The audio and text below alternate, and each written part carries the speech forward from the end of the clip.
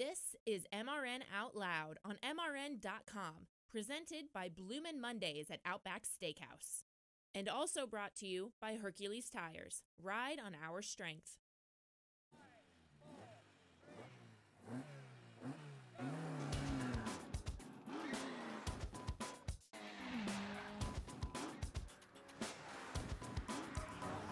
MRN Out Loud, presented by Outback Steakhouse. Woody Kane along with Joey Meyer as we talk about the weekend that was at Bristol Motor Speedway and the one coming up this weekend at Richmond Raceway. Got a very special guest on today's show as well, Joey. Yeah, that's pretty cool. It's good things come to those who wait day. Yes, that's true. And we've been waiting for quite a while for our schedules to match. We do have 2012 Cup Series champion Brad Keselowski. That will be fantastic, yeah. He had an interesting day yesterday as well. I'd say. All the three Team Penske cars ran up front. They each had a chance to win the race through situations there at the end.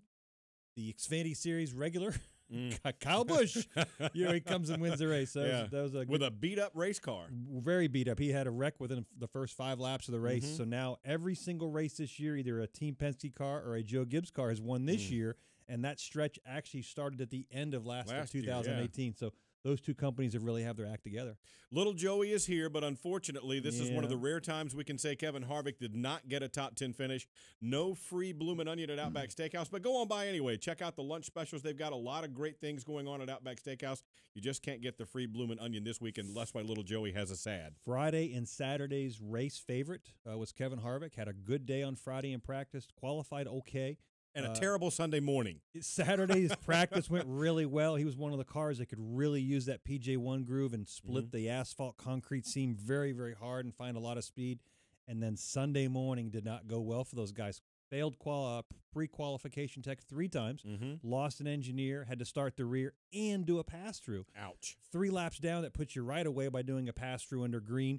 But the caution came right out and allowed them to catch essentially back up. The penalty wasn't as severe. They caught up a lap or 2, then had a loose wheel, fell back another 3 laps, but had the car and the strength to get back on the lead lap within like 10 laps to go. Yeah. But after 500 laps, just wasn't long enough for them to contend for a top 10 to allow you to get that free Bloomin' Onion. So get your wallet out, go get you one, and just give them some money back. They don't mind. Yeah, check them out. Great lunch specials as well there. However, Kyle Busch, as we mentioned, did win. It was his 8th win at Bristol Motor Speedway, 54th in his career. It ties him with Lee Petty at 10th all-time on the list of Cup wins there. Again, that's large. He just keeps showing how good he is. And he has the strength of becoming the next multi-Cup champion. Last one I see essentially was Tony Stewart, right? Yep. And this weekend they announced 3-time Cup champion Darrell Waltrip is stepping out of the booth. So Kyle Busch has the opportunity to become a 2-time champion very, very soon. And right now he has to be the favorite for 2019 if... Are you going to say it? Are you going to start already? If the season were to end today, that's where we'd be. He would have to be the perennial favorite. Along with, you could pick either Brad Keselowski or Joey Logano as the second guy in line right there behind him. Denny's won 2 races, but really hasn't shown the every race strength that the Kyle Busches, the Joey Logano's, and the Brad Keselowskis have in 2019. Yeah, and you mentioned Darrell Waltrip there. I need to tell the fans, don't forget NASCAR Live.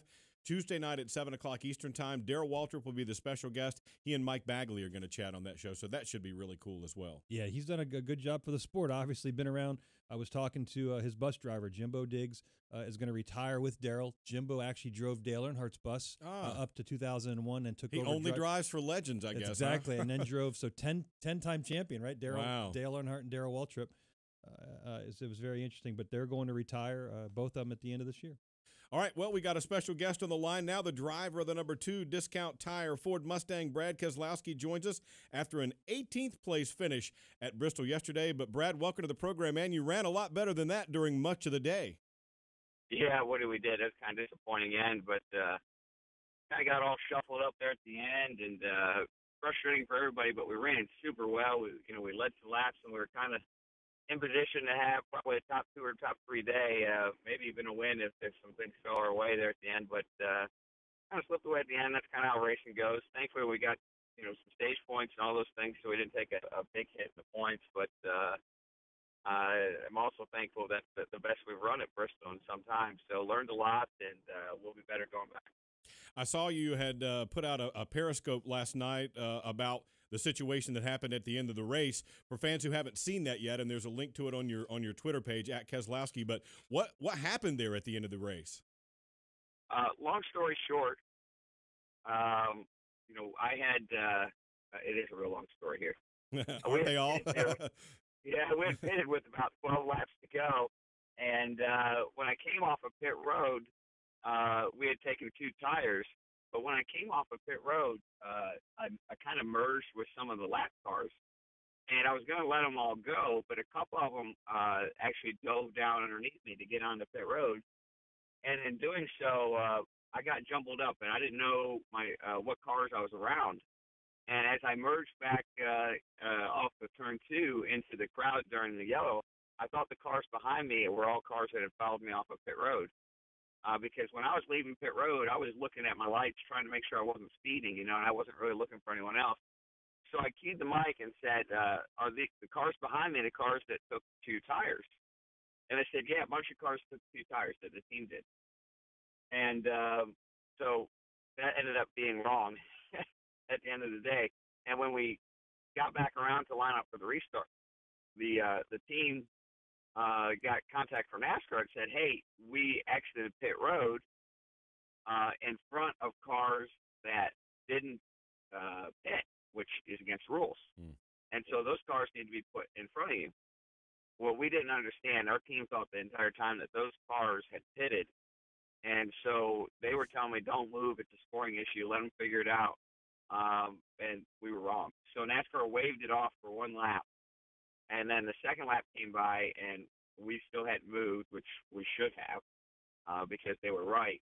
And, they restarted kind of without us in the right place, which is a discretionary penalty, and NASCAR penalized it for us. So where we were confused, and I thought the team was right until I learned this after the race, is that we thought the cars that NASCAR was telling to pass us had pitted at the same time we did, and that we beat them off of pit road, when clearly we were wrong on that. And so NASCAR was trying to get the lineup right, and basically we disputed it, and we had really no right to dispute it. So long story short, I probably could go on for another 30 minutes about that, but that's what happened. Right. Well, the good thing is, Brad, early in the season, you captured a victory at Atlanta and then backed it up with your second win at Martinsville. You're clearly advancing in the first stage of the playoffs. So having a bad day makes it a little bit easier knowing you have 2 wins. But on Friday, we saw another, I'm not even saying an episode, but another event where the cars are waiting on pit road, and it seems to be upsetting some people. We saw it at Texas. We saw it at California. We've seen it at Atlanta. Now we saw it at Bristol. Are you participating in this as a participant, thinking about, should we fix this, or is this just the way we need to see 2019 play out with waiting on pit road for qualifying? Well, I think, Joe, you're going to have to wait on pit road. If you want an opportunity to get the pole at these tracks with the current rules, the last car out has the biggest advantage. And in doing so, you're just trying to be the last car out. I know there's some people that don't really like that, but at the end of the day, it's my job to be the best I can be and be the fastest I can be. And I don't get any show points, so to speak. You know what I mean? There's no bonus points in the rule book that say you put on a great show. Here's a few extras. So with that in mind, I think we're just going to keep doing that as drivers. Whether that's what the fans want or not, that's for NASCAR to figure out. But that's the most advantageous position to go out on the track. Yep.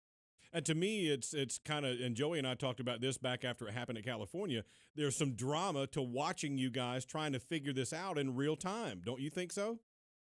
Oh, yeah. Yeah, I think it's both absurd and entertaining at the same time. So, I think if we had known anything different, we would probably, not think anything of this. But since we've qualified for, decades in different formats, and we're just kind of getting used to this format with this year's car rules, making it such an advantage to go out late, it just seems so different to us. It confuses a lot of people, maybe rightfully so, but it's the way racing is now in 2019. Brad, we're 8 races into the season, and we've had, excluding a road course, we've had every kind of track that we see: super speedway, restrictor plate. short track, high bank, short track, and we've had this new package / configuration thrown in there with 2 different models. What's your evaluation so far, 8 races in, of your 2019 package? Well, I think it's pretty much exactly what a lot of us maybe thought it was going to be. I think if I go back to maybe Texas, I would say that's probably the best race we've had at Texas in a while since it's been repaved, at least in my opinion. Yep. Yeah. The cars were super fast, and you could do things. I think that this year's rules package was really built around the SMI track, Texas, Charlotte, Las Vegas, and it's going to put on better racing there than I think what we've seen. Is it heads and tails better? I think, maybe that's up for debate. But then on the short tracks, I think the package really wasn't made for the short track. The cars really rely heavily on aero, and it probably degraded the racing a little bit on the short track. It remains to be seen what's going to do on the super speedways and the road courses. I think there's a lot of big question marks there, but I'm as curious as anyone else. Yeah, do you think the racing was better or worse yesterday at Bristol with the higher downforce?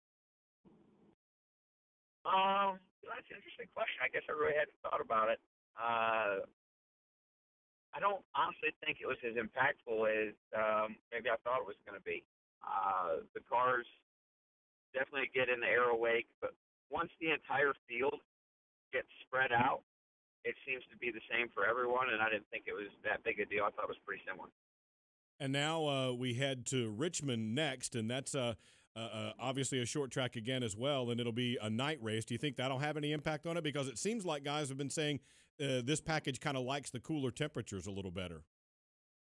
Yeah, that should be interesting. I'm not sure exactly what to expect, Woody, at Richmond, if it's going to be any different than what we've seen at Martinsville. I would expect aero will come into play. Richmond's a little bit bigger short track, so it's easier to kind of find a spot and hide at Richmond, which is both good and bad because that puts more importance on aerodynamics. Where Bristol and Martinsville, like I said, once the field spreads out, it kind of becomes even for everyone after, 10, 20 laps after a restart. Where Richmond, I think you can really find a place and hide, use aero to your advantage. So I'm not really sure if it's going to be a lot different. I would expect aerodynamics to be more important. One of the things that came out in the last couple of weeks was our new schedule for the Cup Series, Xfinity Series, and the Gander Truck Series. And one of the little highlights of it, and then you made mention of it on Twitter, is the Truck Series is going back to Richmond, which we race this weekend. And you said, hey, raise my hand. I want to race that. How much will you pursue that with any opportunities to try to race a truck race at Richmond? Yeah, you still got any inventory left? I don't have any trucks left. I'm sorry about that. But, no, I'm pretty interested. It's just a matter of kind of finding the right team. And, all the teams really want you to bring some funding to go with it, which I think is not just part of the business model. But if I could find the right opportunity, I think even Steve Letarte sent me a nice message saying he'd crew chief. I think that could be a lot of fun, but I sure would like to do it. If the right opportunities out there, I'm sure we could build a really killer truck. Someone, and I'd help do it. But my dad won there in 1997, and it's a special track to us. My dad's only career NASCAR win, and I've been fortunate enough to win there in the Cup Series and in the Xfinity Series, and I'd love to add a truck win to that resume. One of the things you just mentioned is you got rid of your truck team a year and a half or so ago to open up a new style manufacturing facility, and people want to describe it as 3D printing. And I try to get them away from that because it really doesn't show how evolved your manufacturing process is. Exactly how do you describe what Keselowski Advanced Manufacturing is? Dude, I think you could make Terminators in there. Well, ironically, I don't think you're far off. Okay, now you're scaring me. Well, it should scare you and encourage you because, the future of manufacturing is going to build some pretty cool stuff. And, whether it's in the hands of good or the hands of evil is really going to decide what gets made. So I would rather it be being made here than in perhaps some other places. With that said, 3D printing is a part of what we do. It's kind of one of 4 pillars. But really the concept is hybrid manufacturing. It's combining multiple technologies, utilizing all the strengths, shedding all the weaknesses of engineering, 3D printing, CNC machining, and quality control post-processing. It's really combining the latest and greatest technologies of all of those in what's called Industry 4.0, which is short for Industrial Revolution, and making just products the world's never seen before. And you're right, that could be the next Terminator. I'd like to think of it probably more so what is the next medical device, the next airplane, the next car. Those are probably at least the maybe more benevolent ways of looking at the technology, but it's really cool, and it's coming at our world really fast, and I feel really dedicated to making sure that it happens here in the United States and not somewhere else that perhaps doesn't have the same values that we have. Yeah, it's definitely fascinating. And you've got a website. Can folks check that out? I know you don't do tours, but can folks check out a website and find out more information about it? Yeah, there is some virtual tours on our website, campsolutions.com, so you're welcome to take a look and see what you think. Last thing before we let you go, Brad, you mentioned Talladega a little while ago. After Daytona, there was a test, and they came up with a little bit of a different package. Apparently, we're going to the tapered spacers there and a much bigger spoiler. What do you think about this super speedway configuration versus what we've seen in the past there?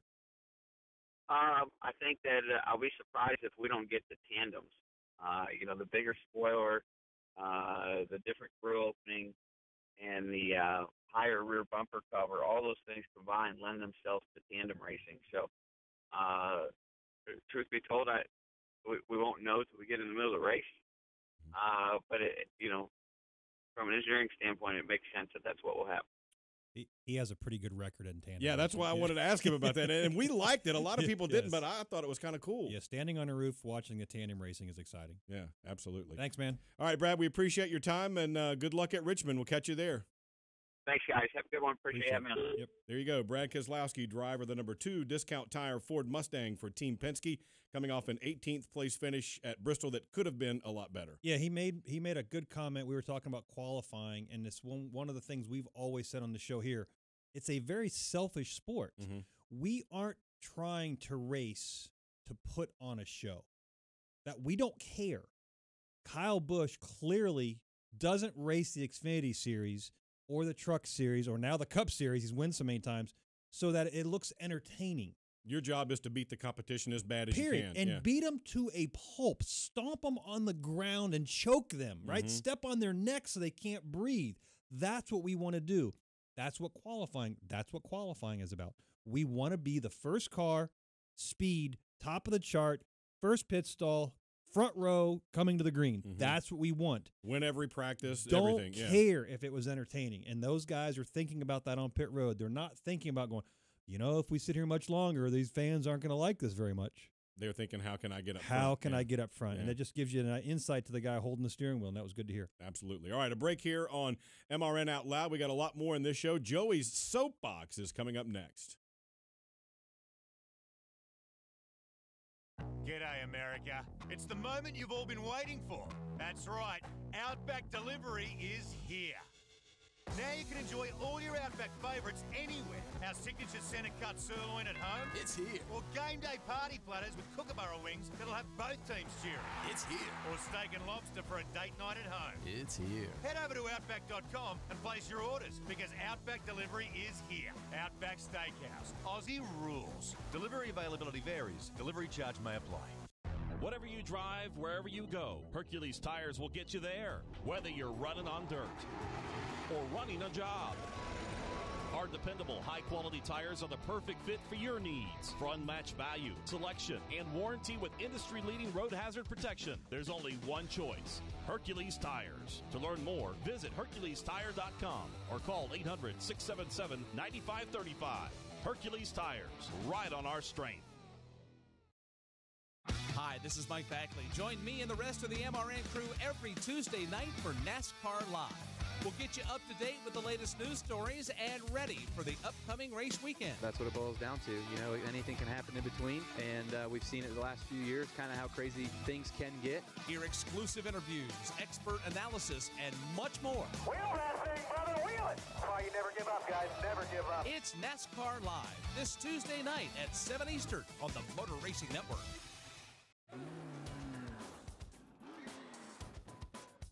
MRN Out Loud, presented by Outback Steakhouse. Woody Kane alongside Joey Meyer talking about the weekend that was at Bristol and the one upcoming at Richmond. But first, let's drag out the old soapbox. You know, it's interesting to hear Brad Keselowski talk about he had a great weekend at Bristol. The finish wasn't good. We had a fantastic weekend at the Wood Brothers. We took a mediocre day and turned it into a really good day with a top 6. Kyle Busch claims his 8th victory. There's so many storylines with him being wrecked on the first lap. Eric Amarola in the 24 hitting walls. And, man, there was so much talk about how good of a race it was. It was. But yet we get on social media, and the first thing we start hearing about is, why were the stands so empty?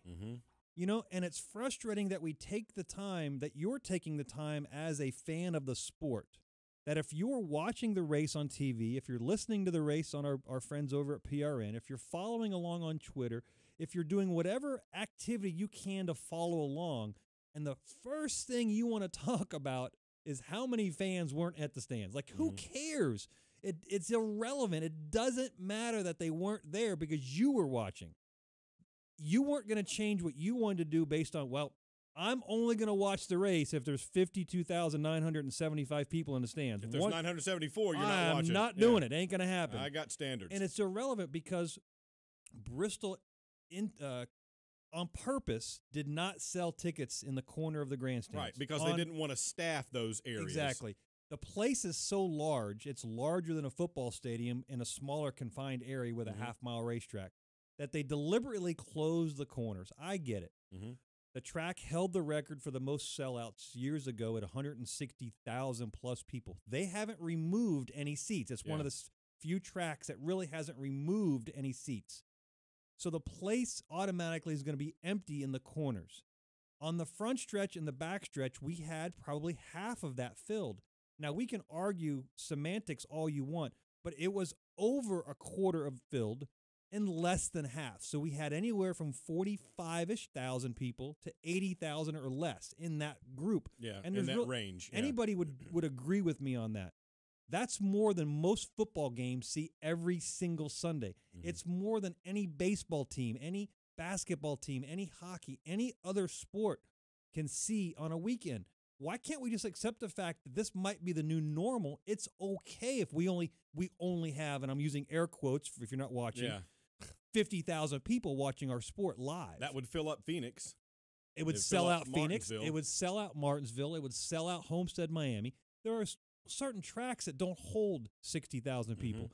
This place holds 160,000. Just let it go. Yeah. Get rid of the fact that let's enjoy the fact that we saw the PJ1, which they reapplied Friday, Saturday, and Sunday, the goop on the bottom groove. It worked really good all afternoon.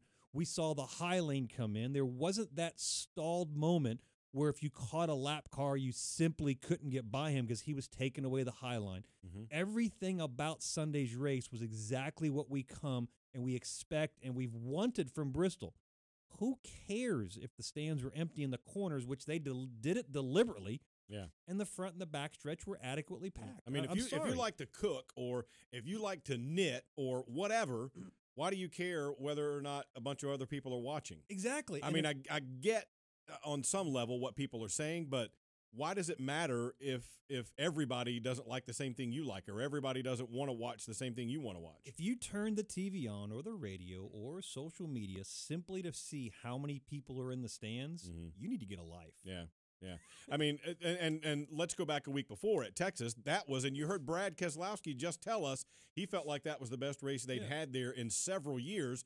But again, another track that hadn't taken out seats when many other tracks did.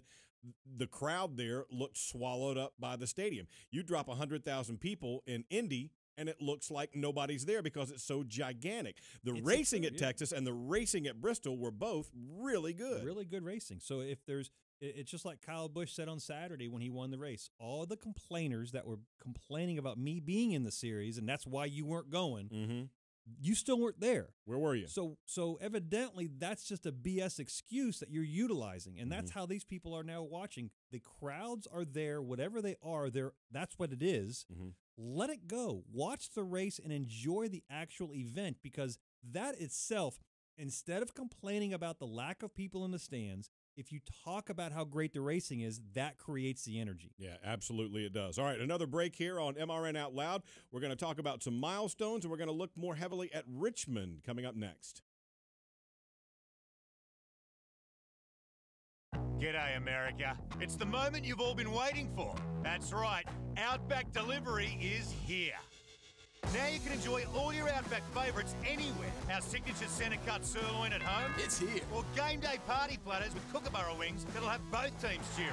It's here. Or steak and lobster for a date night at home. It's here. Head over to Outback.com and place your orders because Outback Delivery is here. Outback Steakhouse. Aussie rules. Delivery availability varies. Delivery charge may apply.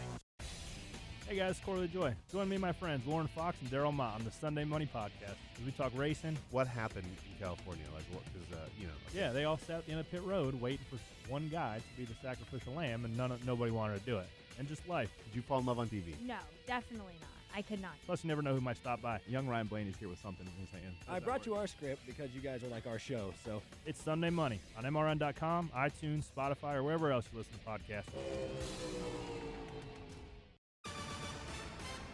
Veteran drivers and rookie drivers.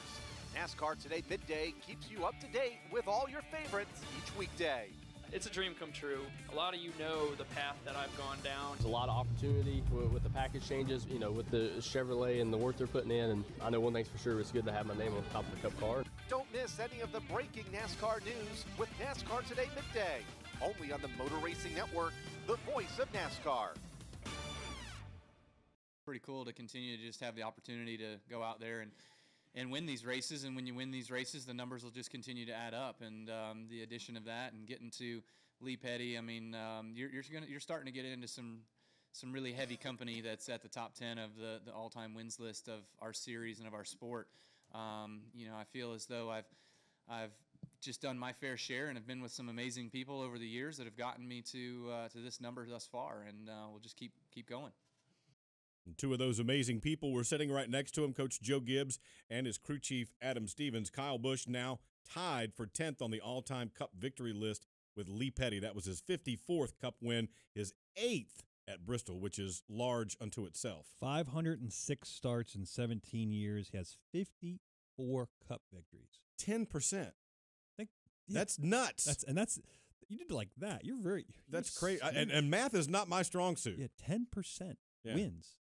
That's big. That's just in the Cup Series. Yeah, that's really, really big. Yep. All right, we move forward now and look at Richmond coming up, the next installment of the Dash for Cash, a great race that Christopher Bell won on Saturday to get the $100,000. Got his first big check. He loves the cardboard checks, yep. And the big sword that they give you there as well. Now he, along with Chase Briscoe, along with Cole Custer, and Tyler Reddick will go for another $100,000 coming up at Richmond, and that will be a night race Friday night. I have 4 tracks that when people come and say, hey, I've never been to a race, where should I go? 2 of them we go back-to-back, Bristol and Richmond, because, again, they are the quintessential short track that you grew up with, and the viewing area at Bristol and Richmond. Really, you have no bad seats. And they reconfigured the garage at Richmond, too, in a really cool way. And so you go there, and we're going to see some really good racing. The tire fall off there in the past couple of years has been spectacular, which provides cars that are staying out for a long pit. Guys at short pit and put new tires on are 3 seconds faster. And you can go 2 laps down under green and make it back up. Yeah. And it's really cool to watch and pay attention. And we put tape on our handrails. I can keep track of who pitted. It's almost like the old Darlington. Is that like your chalkboard, your unofficial chalkboard? Yeah, we have tape on the handrails. But it's like the old Darlington was, where guys are 2, 3, 4 seconds a lap quicker, and you're just getting run over by these new tires. But your strategy might be different than theirs. So it's really, really a cool race. We have guys sitting down in the corner that are looking at our brake temperatures, monitoring. So if the driver, hey, you're getting a little bit hot, because they start glowing red, which everybody will have red, but then we kind of try to grade how the color temperature Who's redder. Exactly, who's more red. So it's interesting. But Richmond, what a fantastic place to go. Followed up with Bristol was this weekend. So 2 great racetracks back-to-back. And then we go to the giant Talladega right after that. But we heard Brad Keselowski telling us he's interested to see how the package will play out for the Cup cars at Richmond, because he feels like Aero may come a little more into play there since it's a bigger track and you can find some space. Well, we saw record qualifying speeds at Bristol. And before I showed up, and I'm not an engineer, but based on 2014 numbers, I predicted a sub 15 second with a 1450. We ended up seeing a 1452. I think because we're going to have the big engine package and high downforce at Richmond, we're also going to see record speeds, not only in qualifying, but in race trim as well. Absolutely. Going to be fun to watch. One more break here on MRN Out Loud. When we come back, we'll wrap it up and look more at Richmond coming up this weekend, Friday and Saturday night racing in Virginia. G'day, America. It's the moment you've all been waiting for. That's right, Outback Delivery is here. Now you can enjoy all your Outback favourites anywhere. Our signature centre cut sirloin at home. It's here. Or game day party platters with kookaburra wings that'll have both teams cheering. It's here. Or steak and lobster for a date night at home. It's here. Head over to Outback.com and place your orders because Outback Delivery is here. Outback Steakhouse. Aussie rules. Delivery availability varies. Delivery charge may apply. Hey guys, it's Dylan Welch. He's Tyler Burnett. We're the co-hosts of the Rip the Fence podcast. If you like traditional non-wing dirt track racing, we've got the podcast for you. Christopher Bell. I've flipped people off before, and every time I've stuck my hand out the side of the car with my finger up, I've DNF'd. We literally crack open the mics and talk to some of the biggest stories in open wheel racing from past and present. Ryan Newman is in. He either chose to fight or not fight. He never chose to fight with me. It's the Rip the Fence podcast, available on MRN.com and your favorite podcast app. Hi, folks. Mike Bagley here. At MRN, we rely on equipment from Racing Electronics. Joey Logano to the lead on the back straightaway. Racing Electronics has scanners and headphones. We can listen to every uncensored conversation between driver and crew. You won the championship, baby, yeah! And when we need live audio, in-car cameras, and up-to-the-second statistics, we use their latest handheld unit called Legend. To learn more about these products and many others, visit RacingElectronics.com. Racing Electronics, the official two-way communication partner of MRN. You know, it's pretty easy to make it 3 wide on somebody, and, you know, if you make it 3 wide, you're either going to complete the pass or you're going to crash, one or the other. So there were just a bunch of opportunities like that going through lap traffic that, man, it was right there and I could have done it, but I decided not to just because I knew that there was a lot of race left. My pit crew is going to help me out, and we had a really good car. So getting stuck in the back like that at the beginning of the race, I wasn't too concerned about it. And then once we got up front, obviously this thing was really, really fast on the long runs. And I was a little bit nervous when we had that yellow with 30 to go because I didn't know if that was going to be enough time. And then it worked out perfect with our teammate staying out. I was able to get cleared up behind him. And then, you know, he obviously did a great job on older tires. But for him to win the race with that old tires was going to be pretty difficult. Christopher Bell gets the $100,000 giant cardboard check. Xfinity's donating a lot of the money to charity there, which is a cool deal as well that they're putting on, and they'll do it again coming up at Richmond, and that is a wheelman right there. Interestingly enough, Eric Jones was asked on Friday about his contract situation. He says he's in his final year. Joe Gibbs was asked about it after Kyle Busch won on Sunday. He said, Christopher Bell is a part of our future. So is Eric Jones. They're trying to work out a situation to keep both of them in-house. Didn't go into a lot of detail, but there's no hot seat situation going on. Remember, at the first of the year, a lot of people speculated that maybe Denny Hamlin was, and Denny was asked about that on Friday and said, what do you guys know that I don't know? Right, and he says, Denny said, I had a really good relationship with my team and my sponsor. I've won 2 races this year. That second part might be the key. Things are okay right now, you know, but they are trying to keep Christopher Bell. But I have to chuckle because he nonchalantly mentions 3 wide. Yeah. It's Bristol. You're not supposed to do that. You know what I mean? And that's what's so calm about the Christopher Bells of the world. These young kids, they don't know how terrifying 3 wide at Bristol because that's how they race. They are so used to those those sprint cars, those midget style cars where you cram 5, 6 wide, you know, and those 3 wide at Bristol was no big deal to him. But he had the maturity to realize it wasn't the greatest idea and that his car was good enough to still get back up in the lead and win. I felt bad for Justin Allgaier, who led most of the race. Yeah, had a mechanical issue. Did have a mechanical failure with a right front hub, I believe, ended up burning up. Bristol Motor Speedway, because of its high banking and high loads, is really, really hard on a right front hub, and we do see some failures like that occasionally. Yeah, they've had some bad luck to start this season and was one of the championship 4 a year ago. But right now, do you have to say that Bell and Tyler Reddick are the favorites? Well, Tyler Reddick is doing an amazing job in his second year now in the Xfinity Series after winning the championship last year with he won the very first race and then he won the very last race. So it was kind of cool. But his competition level now over at RCR shows you the confidence that he has coming off a championship season from Junior Motorsports. Now he's over in the fabled cars of RCR, that number 2 car, and with Dolly Parton on it. Parton, and he wears the wig and driver awesome. intros. Yeah, that was fantastic. But that personality is what we love about Tyler Reddick. And the simple fact is, we noticed this year he's not hitting the wall as much. Yeah. So he's learned how to race in fast. Practices and stuff. Yeah, exactly. Last year, every week, every single wall he could hit, he was hitting. He told us that when he came on the show. Right. Yeah. And so this year, we really see that level of maturity that we wanted to see from Tyler, and he's really proven it.